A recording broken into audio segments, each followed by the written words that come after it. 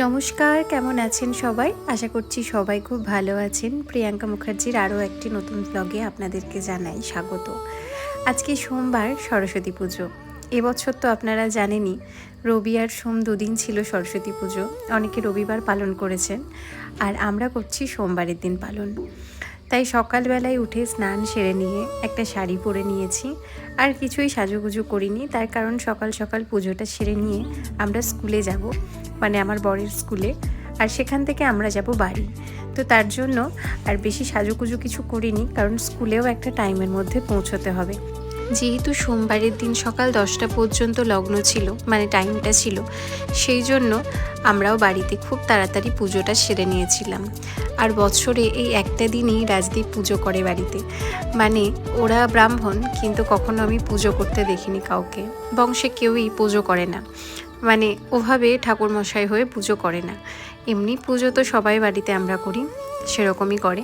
আর বছরের এই একটা দিন, সরস্বতী পুজোর দিন, ও কিন্তু একদম ব্রাহ্মণ মন্ত্র পাঠ করেই পুজো করেন।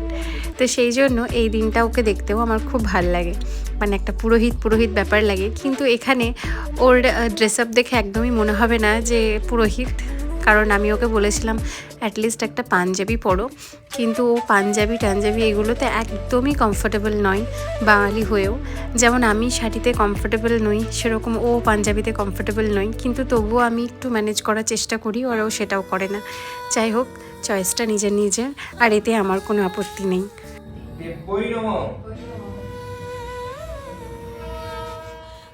আমাদের পুজো প্রায় শেষের দিকে, এরপরে আমরা রেডি হয়ে নেব। কারণ আমি যে ব্ল্যাক শাড়িটা পরেছিলাম, এটাই প্রথমে আমার পরে যাওয়ার কথা ছিল, কিন্তু তারপরে কি মনে হলো যে ব্ল্যাকটা মানাচ্ছে না, তার জন্য আবার আমি এই হলুদ শাড়িটা পরে নিলাম। তো আমাকে কেমন লাগছে অবশ্যই জানাতে ভুলবেন না। আর আমি তো মানে আপনারা জানেন কতটা খুঁতখুঁতে, মানে একটা শাড়ি পরার পরে একরকমভাবে ড্রাপিং করার পরে আবার ওটাকে আমি খুলে আবার অন্য শাড়ি পরি, আবার অন্যভাবে ড্রাপিং করি। তো আমি বিশাল খুঁতখুঁতে, জানি না কেন আমার এই খুঁতখুঁতে ব্যাপারটা যায় না আমার থেকে। আর ও এখানে পাঞ্জাবিটা আমার বলাতে যাই হোক পরেছিল, এবং তারপরে রেডি হয়ে আমি যখন ওকে দেখি, তখন আমার একটু ওকে দেখে হিংসেই হচ্ছিল, মনে হচ্ছিল আমার থেকে বেশি ভালো লাগছে ওকে। আর সেই জন্যে আমি ওকে ওটা বলছিলাম যে তোমাকে আমার থেকেই বেশি ভালো লাগছে আজকে। বলতে বলতে আমরা স্কুলেও চলে এসেছি, আর স্কুলে ক্লাসরুমের মধ্যেই মা সরস্বতীর পুজো হচ্ছিল। আর এখানকার স্কুলটা এত ভালো, আমার তো ভীষণ ভাল লাগে।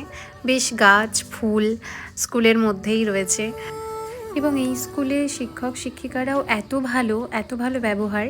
আমার তো দুবার আসা হচ্ছে এই স্কুলে, কিন্তু ওনাদের ব্যবহার দেখলে মনেই হয় না যে আমি এই স্কুলে দুবার এসেছি।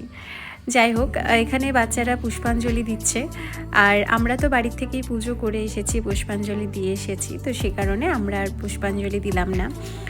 স্কুল জীবনে আমরাও কিন্তু এইভাবে স্কুলে গিয়ে পুষ্পাঞ্জলি দিয়েছি, কিন্তু জানি না কেন মনে হয়েছে আমরা যখন যে সময় পুষ্পাঞ্জলি দিয়েছি এত ছেলেমেয়ের ভিড় ছিল, এখন সেই ছেলেমেয়েদের ভিড় কিন্তু একদমই নেই। জানি না, হয়তো সময়ের পরিবর্তনে এটা হতে পারে, কিন্তু আমাদের সময় ছেলে মেয়ের ভিড়ে একদম মানে বসার তো জায়গা বাদই দিলাম, দাঁড়ানোর জায়গাও পেতাম না। যাই হোক, সময় তো সময়ের কথাই বলবে। এবছরে সরস্বতী পুজো বেশ ভালো কাটলো। চলুন এবার আমরা বাড়ি যাওয়ার উদ্দেশ্যে বেরোবো। খাওয়া দাওয়াও হয়ে গেছে। ভিডিও ভালো লাগলে অবশ্যই লাইক করবেন, কমেন্ট করবেন, আর অবশ্যই পাশে থাকবেন।